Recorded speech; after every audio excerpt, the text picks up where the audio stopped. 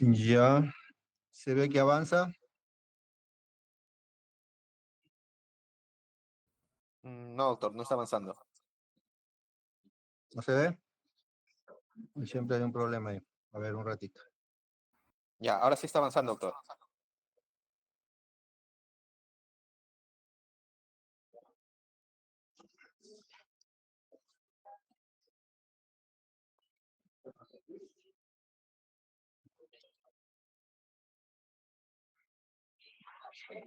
Bien, el tema de hoy es hidrocefalia. Es un tema que no ha variado mucho en sus conceptos en mucho tiempo. Está manteniendo los conceptos. En cuanto al manejo y el tratamiento, también básicamente se ha mantenido. Habría algunos avances que ahora lo vamos a ver. ¿Cómo definimos hidrocefalia? ¿Ha cambiado la diapositiva? No, doctor, no está Doctor, avanzando. Uy, ahí hay un problema. Ya, ahora ahora sí sí, continúa, doctor, doctor. ahora sí. No, es que este es no es el, ¿qué se llama? La presentación. Vamos a ver un ratito.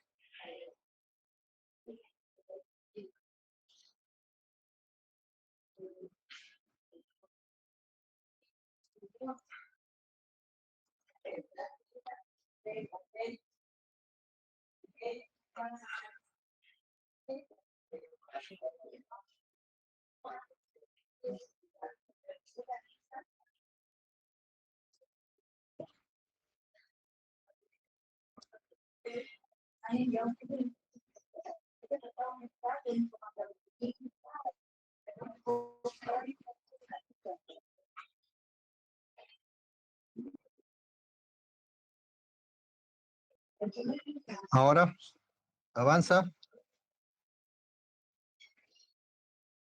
Sí, doctor, ahora sí está avanzando.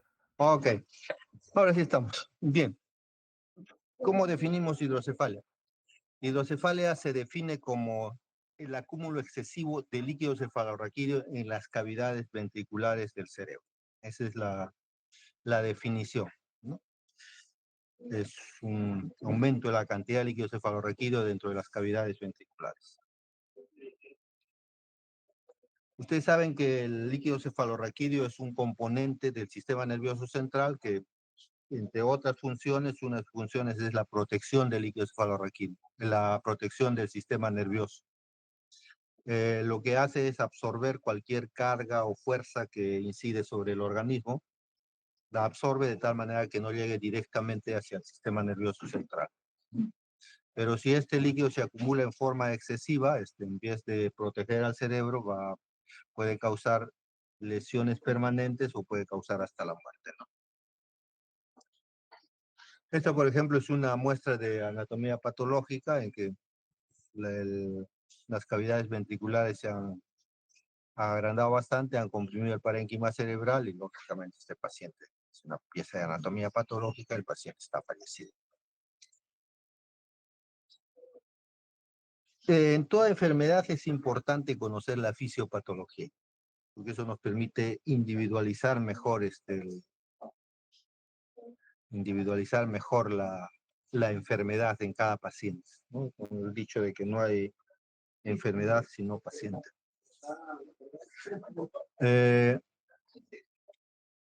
Para entender la fisiopatología debemos entender tanto la dinámica del líquido cefalorraquídeo, que es básicamente fisiología, y la anatomía del sistema ventricular.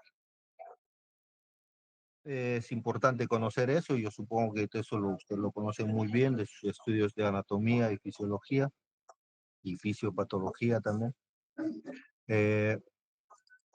Para recordar algo de la anatomía ventricular, esta es una vista lateral. Ustedes saben que el sistema ventricular está compuesto por dos ventrículos laterales que están dispuestos paralelamente. Un tercer ventrículo que está en la línea media, en la parte anterior del cráneo, y un cuarto ventrículo que está ubicado en la fosa posterior. El concepto es que todo el sistema ventricular está intercomunicado, en los ventrículos laterales con el tercer ventrículo a través de los agujeros de Monro, el tercer ventrículo con el cuarto ventrículo a través de la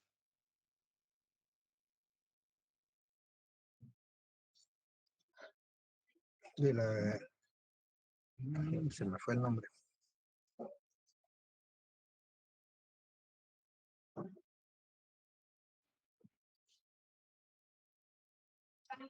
Bien, acá hay una conexión entre el tercer ventrículo y el cuarto ventrículo. Que la memoria está un poco fastidiada a veces. Igual, una vista lateral, una vista desde la parte superior, los ventrículos laterales, el tercer ventrículo está escondido acá. Este es el acueducto de Silvius, fue ese nombre por un momento. El cuarto ventrículo, y del cuarto ventrículo está comunicado con el canal central de la médula. El canal central de la médula también fluye el líquido cefalorraquídeo que puede acumularse y podría dar una patología que se llama hidrosiringomiel. Es otra cosa. Eso en cuanto a la anatomía, los ventrículos laterales tienen partes, son la asta anterior, la asta posterior, los cuernos temporales. Y en cuanto a la dinámica del líquido cefalorraquídeo, es importante saber que el líquido cefalorraquídeo se produce en los plexos coroideos. Los plexos coroideos son estructuras que están dentro de los ventrículos, son una suerte de vellosidades que están bastante vascularizadas. Es allí donde se va a producir el líquido cefalorraquídeo. Esta es una vista endoscópica, ¿no? Y esto de acá que ven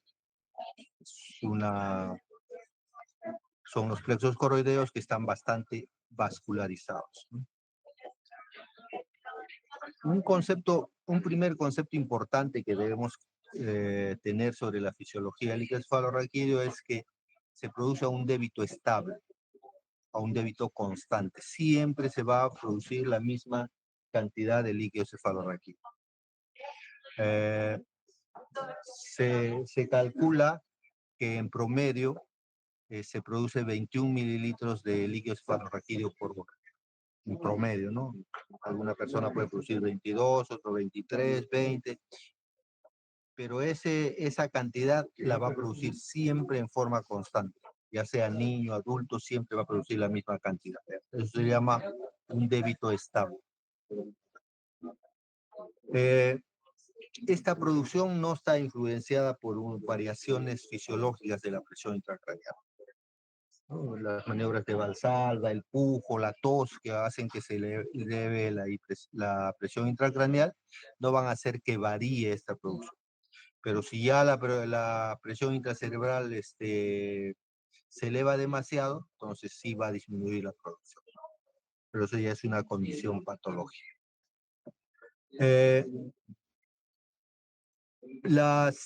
El segundo concepto importante que debemos tener en cuenta es que la producción, la secreción de líquido cefalorraquídeo es un fenómeno activo. Esto quiere decir que produce energía, que consume energía para producirse líquido cefalorraquídeo. Y en base a esto se puede decir pues que puede estar influenciado por depresores del metabolismo como son la acetazolamida y la fucosemida.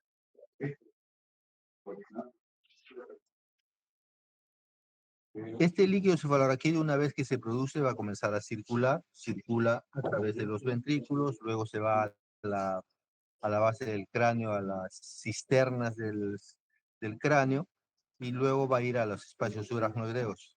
Y de los espacios subaracnoideos va a ir a los sitios de absorción, los sitios donde se reabsorbe. El flujo de este líquido cefalorraquídeo va a estar marcado por el ritmo del corazón. La reabsorción se va a dar en los senos venosos. Los senos venosos son estructuras muy particulares del cerebro que están formados por un repliegue de duramadre. Es un seno venoso. La duramadre se hace un repliegue y ahí se forma una cavidad y por ahí va a circular sangre venosa. En realidad los senos venosos son una forma de colección de la sangre venosa del cerebro. Por eso hay varios senos venosos. Seno sagital, seno longitudinal, seno recto, seno sigmoideo, etcétera, ¿no? Es allí donde la sangre venosa va va a confluir. Es allí donde se va a reabsorber también el líquido cefalorraquídeo. Y esta reabsorción se va a hacer por un gradiente de presión. O sea que va a haber una diferencia entre la presión del espacio subaracnoideo y del seno venoso. De tal manera, al ser mayor la presión en el espacio subaracnoideo, va a pasar hacia el seno venoso que tiene una presión menor. Entonces, por lo tanto, este es un fenómeno pasivo, no consume energía. Entonces, podemos decir que la producción de líquido cefalorraquídeo es un fenómeno químico.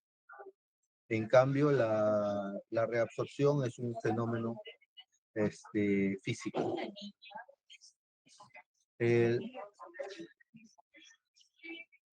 Se habla también de que hay una reabsorción ependimaria, ¿no? O sea, el líquido se puede ir a través del epéndimo hacia el espacio extracelular, pero eso se da en condiciones patológicas.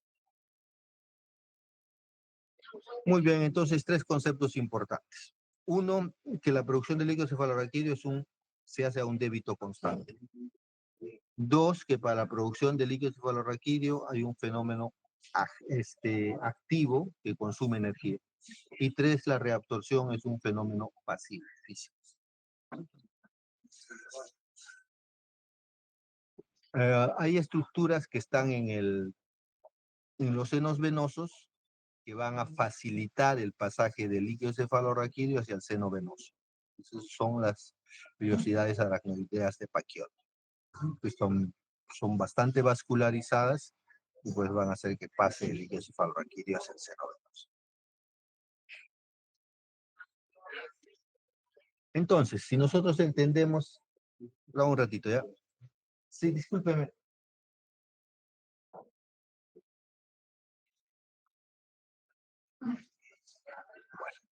Entonces, de los conceptos anteriores podemos decir que hay tres mecanismos de producción del hidrocefalo. Uno, la hiperproducción del líquido cefalorraquídeo. Dos, el aumento de la resistencia de la circulación del líquido cefalorraquídeo. Y tres, aumento de la resistencia a la absorción por aumento de la presión venosa.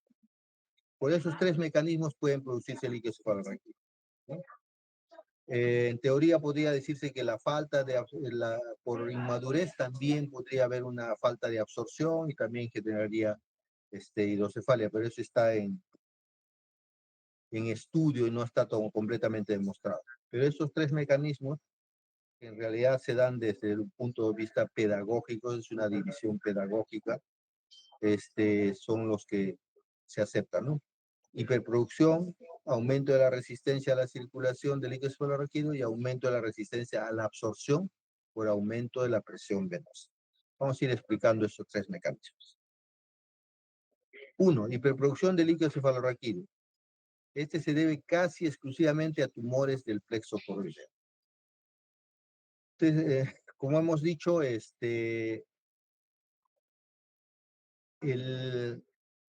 líquido cefalorraquídeo se produce en el plexo coroideo. O sea, el plexo coroideo está constituida por células que están especializadas en producir líquido cefalorraquídeo. Y si se produce ahí una neoplasia, el plexo coroideo pueden producirse papilomas o carcinomas. Esas neoplasias van a tener células especializadas que se han multiplicado en forma alarmante y entonces eso va a producir mucho más líquido cefalorraquídeo y va a generar hidrocefalia. Los tumores de plexo coroideo, ya sean los papilomas o los carcinomas, son tumores bastante raros, presentación muy rara. En la vida de un neurocirujano, pues uno ve uno o dos de estos tumores en toda su carrera. Entonces, este mecanismo, lógicamente, va a ser de presentación bastante rara. La hipervitaminosis A también se dice que podría producir hiperproducción de líquido cefalorraquídeo, lo que pasa que en realidad en la práctica médica ni he visto que alguien, ni he visto yo, ni he visto que alguien reporte esa patología. Segundo mecanismo, habríamos resistencia a la circulación, que podemos traducirlo como obstáculo a la circulación de líquido cefalorraquídeo. O sea, en algún punto de todo este camino en que circule el líquido cefalorraquídeo puede haber un obstáculo y por lo tanto el líquido cefalorraquídeo se va a acumular y va a generar hidrocefalia, ¿no? Este mecanismo es el que causa la mayoría de las hidrocefalias.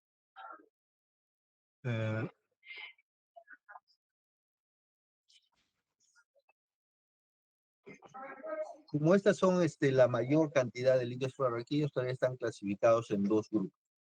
Hay dos grupos por hidrocefalias según el obstáculo, ¿no? Hidrocefalias no comunicantes, hidrocefalias comunicantes. Es muy importante tener en cuenta esto porque esto implica incluso conductas de tratamiento, ¿no? Se habla de hidrocefalia no comunicante cuando el obstáculo es ventricular, está dentro del ventrículo. Y se habla de hidrocefalia comunicante cuando el obstáculo está fuera de los ventrículos, ¿no? Entonces esto es importante entender.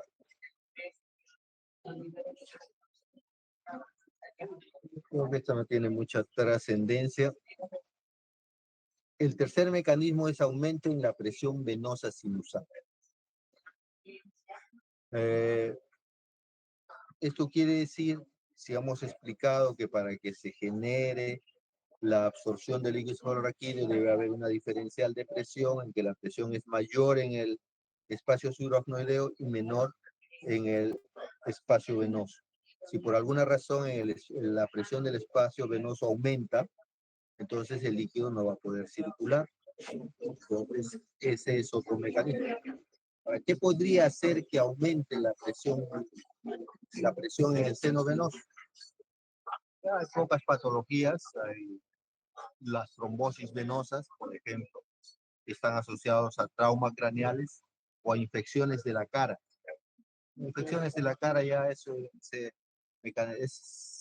ese cuadro clínico ya no se ve, ¿no? Con el advenimiento de los antibióticos, ya que una infección cause una trombosis venosa ya no es algo que se describa. Entonces, casi todo se reduce a las trombosis venosas. Trombosis venosas están algunas veces asociados a traumatismo encefalocraneano, que también son de rara presentación. Entonces, este también es un mecanismo de rara presentación. Entonces, las hidrocefalias por aumento de la presión venosa sinusal y por hiperproducción son de rara presentación. Y la mayor cantidad de hidrocefalias se dan por aumento o obstáculo en la circulación del líquido cefalorraquídeo. Obstáculo de la circulación del líquido cefalorraquídeo. Ahora, la hidrocefalia lleva se presenta en tres fases. Una fase de inicio, en el que el líquido comienza a acumularse, pero el cerebro y los espacios que hay en el cerebro comienzan a ejercer mecanismos de compensación. O sea, se ocupan los surcos, se ocupan las cisternas, se da los mecanismos de flexibilidad y plasticidad del líquido del cerebro, y entonces todavía no hay manifestaciones por ese acúmulo excesivo de líquido fuera de lo normal del líquido cefalorraquídeo. Entonces hasta ahí se habla de una fase de inicio. Cuando ese equilibrio se rompe, ya hablemos de una fase aguda, la cual es una emergencia en realidad, ¿no? Y en ese momento aparecen las manifestaciones clínicas de hipertensión endocraniana. Entonces, esa es una fase aguda. Y finalmente, algunas de estas hidrocefalias de fase aguda van a pasar a una fase crónica en la que se generan nuevos mecanismos de compensación, donde coexiste una presión aparentemente normal y una dilatación de los ventriculares. El problema es que no todas las hidrocefalias van a ir a una fase crónica. Pues uno no sabe qué hidrocefalias de la fase aguda pueden pasar a fase crónica, y por eso se deben manejar las hidrocefalias de fase aguda como una emergencia.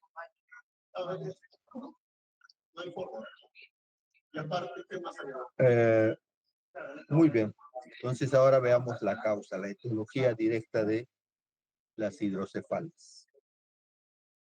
Las causas son muy variadas. Entonces, por eso también se ha buscado tipos de clasificación o agrupación desde el punto de vista pedagógico, y acá las traemos de acuerdo a la edad. Entonces, vamos a hablar de causas prenatales cuando, cuando la hidrocefalia se presenta o se genera antes de que el niño nazca. Y se van a manifestar, va a haber manifestación de esa hidrocefalia cuando el niño está en el periodo neonatal, frecuentemente. Y rara vez se va a dar en la adolescencia. Y mucho más rara vez se va a dar en la adultez. Pues pueden ser de origen malformativo, que son la gran mayoría de las causas prenatales, pero también pueden haber causas, perdón, también pueden haber causas infecciosas, pueden haber causas vasculares por sangrado, o van a haber causas criptogenéticas. Causas criptogenéticas se llaman aquellas que en realidad no se conoce la causa, aunque esto a través del tiempo va disminuyendo con los nuevos sistemas de diagnóstico que tenemos, mecanismos de diagnóstico. Como hemos visto, la mayoría de las hidrocefalias congénitas son de origen malformativo. Es un representativo de las malformaciones, son las estenosis no tumorales del acueducto de Silvio. Esto quiere decir que el acueducto de Silvio se forma en forma estenótica, estrechada, por decir en otra palabra, disminuida de diámetro. Y no porque haya un tumor o algo, sino nacen así con una malformación. Inclusive a veces se habla de una agenesia del sistema de acueducto de Silvio. O sea, no existe el acueducto de Silvio. Y entonces, cuando va a haber una circulación de líquidos cefalorraquídeos, se va a generar hidrocefalia. Esta patología conforma el 10% de las hidrocefalias del recién nacido. Las estenosis no tumorales del acueducto de Silvio. Aquí hay una en el 80. Luego hablamos de las causas postnatales, o sea, ya después de que el niño ha nacido, y en los niños los procesos expansivos son la principal causa de hidrocefalia. Hasta el 20% se habla de tumores en hidrocefalias, ¿no? Y la localización más frecuente va a ser la fosa posterior, la región pineal y la región mesencefálica. Acá ven un pinealoma, un crecimiento bastante marcado del tercer ventrículo. Los ventrículos laterales también están crecidos. Este halo que ven acá es lo que se llama el edema transeptendimario. Y finalmente hablamos de las hidrocefalias del adulto. Son muy variadas, numerosas. Algunas muy pocas y raras pueden ser congénitas, ¿no? Que recién se manifiestan en el adulto. Son las más raras. La mayoría son las adquiridas. Y en las adquiridas podemos hablar de 4 grupos.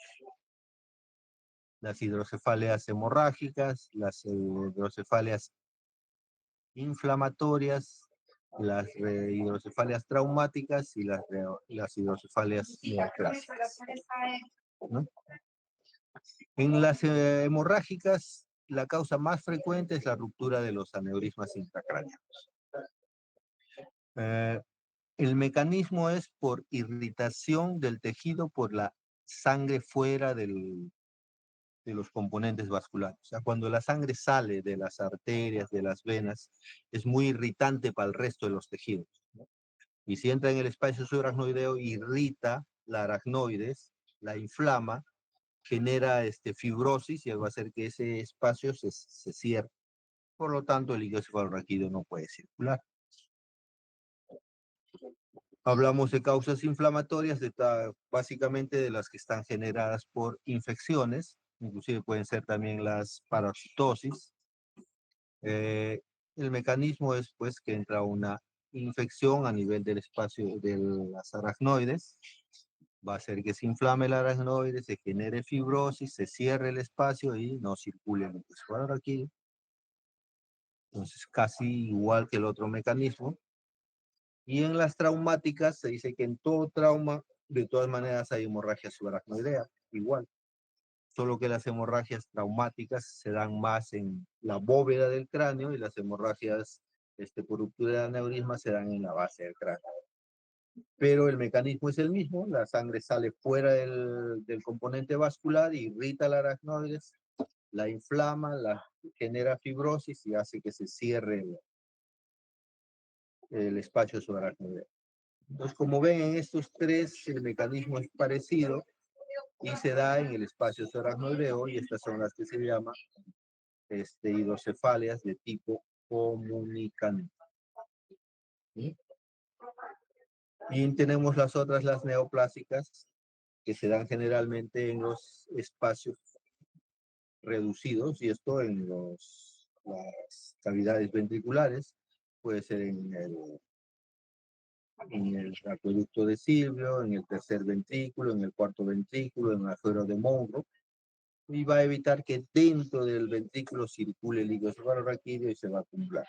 Entonces hablamos de hidrocefalias de tipo no comunicante. Acá una hidrocefalia con un tumor de la región mesencefálica. Está desaparecido el cuarto ventrículo y el ventrículo lateral está bastante crecido. Muy bien. Entonces, para esto, luego de saber toda la fisiopatología, nos interesa saber cuál es la manifestación clínica, cómo vamos a reconocer que un paciente tiene hidrocefalia. Y la clínica es diferente en el lactante recién nacido y en el niño o adulto. En el lactante, el signo más evidente frecuente es la macrocefalia.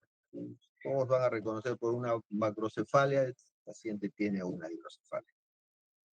Cuando esa hidrocefalia ya ha avanzado demasiado, pueden aparecer signos de hipertensión intracraniana, se nota el abombamiento de la fontanela anterior, separación de las suturas craneanas, piel del cráneo fina, bastante brillante, signo de Parinot, que es la imposibilidad de llevar la mirada hacia arriba. No es frecuente encontrar edema de papila, pero puede haber atrofia de los nervios ópticos, con disminución de la agudeza visual y a veces hasta amaurosis. Entonces, este es el cuadro clínico en un recién nacido. Una macrocefalia, como ven, y este paciente probablemente ya está con hipertensión endocranial, por eso está desnutrido seguramente por ser vomitador y está irritable porque probablemente tiene cefalea, ¿no? O sea, signos de hipertensión endocraniana ya. Entonces, este niño, hasta el portero puede saber que tiene hidrocefalia. Si este otro niño, por ejemplo, es un recién nacido, tiene una malformación, un mielomeningocele, entonces nosotros sabemos que después de que se cierre un mielomeningocele, este niño va a ser una hidrocefalia. Pues por lo tanto, controlamos a este niño y si sabemos que va a ser hidrocefalia, corregimos esa hidrocefalia y no va a haber un deterioro de la parte neurológica. Su evolución va a ser normal. En cambio, este niño es muy probable que ya tenga lesión.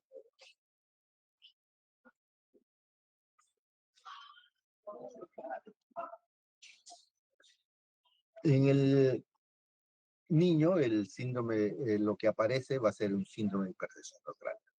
¿Cuál va a ser la diferencia? En el recién nacido, en el lactante, las suturas todavía no están cerradas y se hacen tolerantes y van a desplazarse y van a hacer que crezca la cabeza.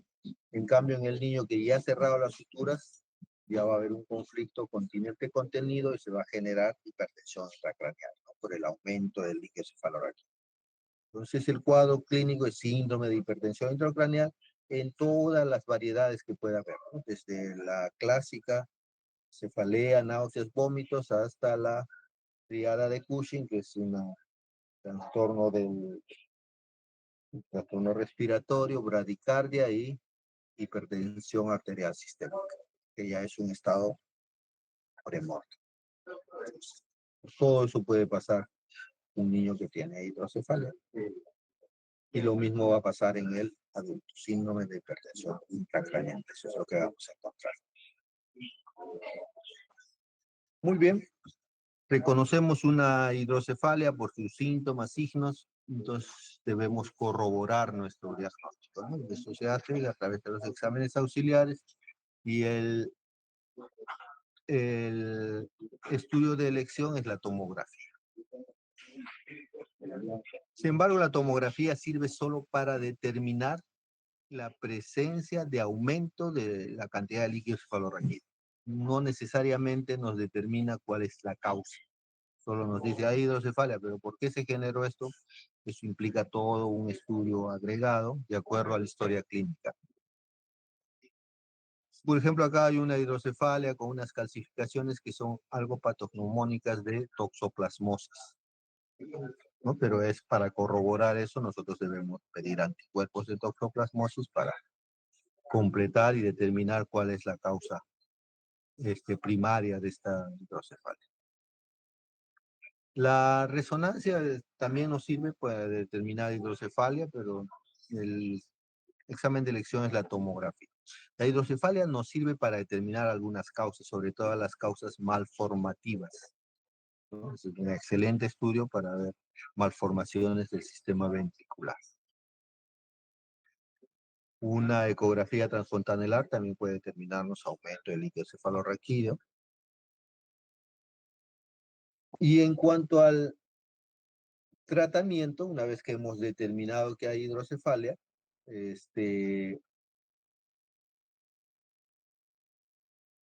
frecuentemente lo que se trata es solo el síntoma, esto figuradamente, ¿no? O sea, se trata el aumento del líquido cefalorraquídeo, pero debiera intentarse tratar siempre la causa. Así como dice en este ejemplo, si hay un tumor que obstruye la circulación, debemos retirar ese tumor para que se repermeabilice la circulación del líquido cefalorraquídeo. Esto se puede hacer algunas veces, pero por ejemplo en la obstrucción del espacio aracnoideo hasta ahora no tenemos un tratamiento que nos permita repermeabilizar el espacio aracnoideo. Entonces lo único que se hace son derivaciones.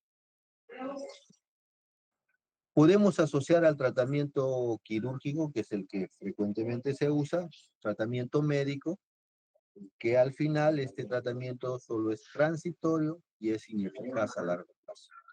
¿Por qué? Porque está basado en inhibidores de la anhidrasa carbónica que dijimos que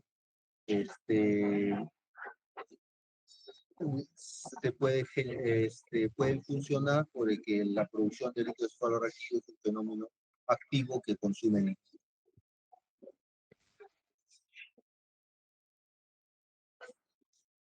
Entonces, en el tratamiento quirúrgico, como de inicio, podemos también considerar punciones lumbares, evacuantes, pero esto se hace solo en hidrocefalias de tipo comunicante. Y puede ser un tratamiento de emergencia, de urgencia, pero no puede ser un tratamiento definitivo. Otra alternativa son las derivaciones externas del líquido cefalorraquídeo, o sea, sacar directamente del ventrículo el líquido cefalorraquídeo hacia el exterior. Bien, son puntos de abordaje hacia la cavidad ventricular. Este es un punto parieto-occipital. El más frecuente es el frontal. Ahora, antes este era más frecuente, el parieto-occipital derecho. Ahora es el frontal derecho, el más frecuente de abordaje del ventrículo. De todas maneras, para abordar el ventrículo siempre van a atravesar el parénquima para llegar al ventrículo. Entonces, desde ese punto de vista, abordar el ventrículo se puede hacer por cualquier lado, ¿no? Que sea frontal, parietal, occipital, todo. pero para eso siempre hay que tener en cuenta qué zonas son muy elocuentes, que pueden dar alteración neurológica importante. Entonces, por eso se han preferido sitios de abordaje preferentes, que son el parieto occipital derecho y el frontal derecho. Con el abordaje frontal, parieto occipital, se trata siempre de dirigir el catéter hacia el asta anterior, al asta frontal, que ahí hay menos cantidad de plexo coroideo que podría envolver el catéter y obstruir. Entonces, finalmente, el tratamiento final va a ser las derivaciones ventriculares. Las derivaciones internas están basadas en el principio de que uno puede desviar el líquido cefalorraquídeo a cualquier otra parte del organismo. Puede desviar al músculo, al tejido subcutáneo, a la pleura, a la vesícula, al riñón. A todo lado puede derivar el líquido cefalorraquídeo. En teoría, en concepto. Lo que se hace frecuentemente es derivar a la cavidad peritoneal, a la cavidad, al atrio del ventrículo derecho, de la aurícula derecha, y desde la parte lumbar hacia el peritoneo. Son las más frecuentes. Derivación ventrículo peritoneal, derivación ventrículo atrial y derivación lumboperitoneal. Una derivación siempre va a constar de un catéter ventricular que va dentro del ventrículo, un reservorio y otro catéter de acuerdo a donde se dirija. Si va a la cavidad peritoneal, va a ser un catéter peritoneal, y si va a la cavidad atrial, a un catéter atrial. Este reservorio tiene dos válvulas. Una válvula que evita el retorno, antirreflujo, evita que vuelva el líquido cefalorraquídeo, y otra válvula de presión, que es la que determina la cantidad de líquido que va a salir. Tenemos válvulas de presión baja, presión alta, presión media. E inclusive ahora hay presiones autorregulables. Uno coloca y a través de un magneto, luego de que ha operado, puede regular la cantidad de líquido cefalorraquídeo que debe salir. Entonces aquí, la derivación ventrículo-peritoneal, que va de la cavidad ventricular, se transporta debajo del espacio subcutáneo y se introduce en la cavidad peritoneal. O acá, va de la cavidad ventricular, a través del subcutáneo, la vena yugular y hacia el atrio de la aurícula derecha. O una derivación lumboperitoneal.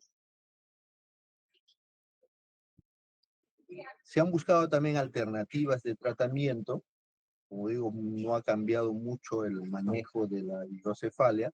La principal innovación ha sido la tercer ventriculocisternostomía, que se hace bajo control endoscópico. Entonces ha sido un avance en el manejo de las hidrocefalias, pero está dado para las hidrocefalias de tipo no comunicable. Entonces, esta es una imagen endoscópica que si ustedes hacen una abstracción, la parte que estoy señalando, que es la parte más externa de esto, sería la parte más anterior, la parte que estaría más hacia ustedes, si quieren verlo en una imagen tridimensional.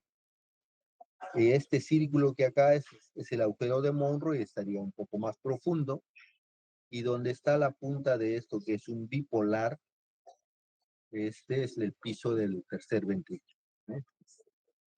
Acá está el plexo coroideo, pues, están pasando desde el ventrículo lateral a través del agujero de Monro y llegan al piso del tercer ventrículo, y lo que van a hacer es romper este piso para que por ahí el líquido cefalorraquídeo escape, ¿no? Vistos esquemáticamente es así. Se hasta anterior del ventrículo lateral, agujero de Monro, tercer ventrículo, piso el tercer ventrículo, se rompe acá y el líquido va a salir hacia las cisternas de la base. Y de allí debe circular al espacio subaracnoideo. Por lo tanto, este tipo de tratamiento está dirigido a las hidrocefalias de tipo no comunicante, que el espacio está dentro del ventrículo, porque si estuviera obstruido el espacio subaracnoideo, no tendría sentido hacer este procedimiento.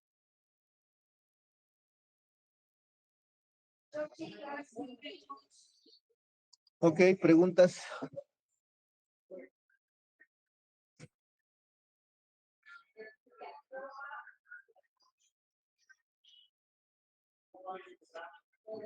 Me parece que todo claro, doctor. Ok. Muy bien, ojalá se haya entendido. Siempre es- tengo esa esperanza de que realmente algo dejemos de conocimiento. Les agradezco por haber permitido que adelante mi clase. Y bueno, hasta luego será conmigo. Muchas gracias, Adiós. doctor. Adiós.